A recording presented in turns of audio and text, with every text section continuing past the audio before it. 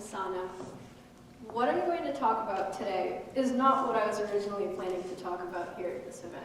I had written a complete TED Talk about the Second Amendment and shootings and why I believe it doesn't make sense for Americans anymore.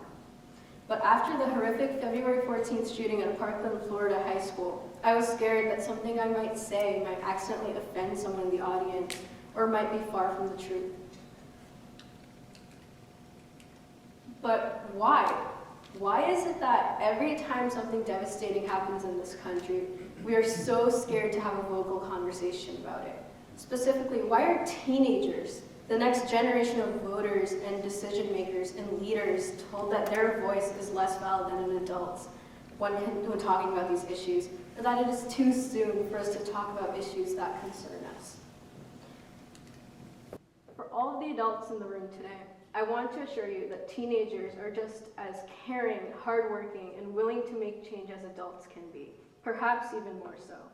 And for the teenagers in the room, I want to remind you that in some ways, you have the ability to contribute to society in ways adults haven't yet. I'm 15 years old, almost 16, but I keep up with politics. I have an informed opinion, and I'm sure about what I believe in. I read news from both sides of the political spectrum, and I keep track of the stock market. I volunteer, and I watch TED Talks just like this one so that I can become more educated. If teenagers, such as myself, are doing all of these things in order to nurture and strengthen their ideas, then why aren't our voices considered worthy of being heard?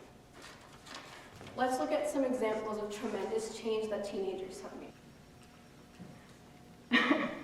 In 1957, the Little Rock Nine paved the way for an equal access education for all students, regardless of race.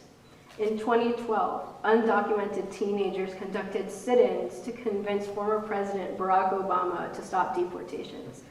In 2017, teenagers created a group called the One Mind Youth Movement to stand against the Dakota Access Pipeline, which threatened the Standing Rock Sioux Reservation. These teenagers may have been fighting for different causes, but they all have one thing in common: a determination to change the world that they will spend the rest of their lives in. As the next group of people to inherit our planet and our world, there is no doubt that world affairs matter to us. Adults call us lazy, but how can we be lazy when we have to work harder to become successful than past generations have had to? Our economy is in shambles due to actions taken by adults, and as the generation left to inherit it, we have to deal with huge student loans, inflation, and market crashes, as well as poverty and financial insecurity. Adults say that we're too young to understand anything important, but teenagers are some of the most open-minded and accepting people in the world. They say that we're addicted to our phones and social media, but while that may be kind of true, we use them for good. We use social media to share important news, to send support to those in need, to educate ourselves about how the world really works.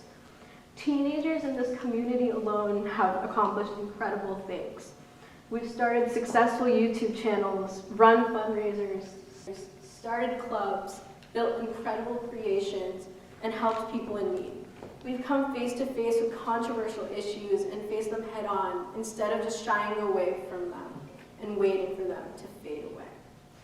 We live in a time when age and maturity are not correlated anymore. Young people can be just as mature as adults. We mean more to society than people tend to think.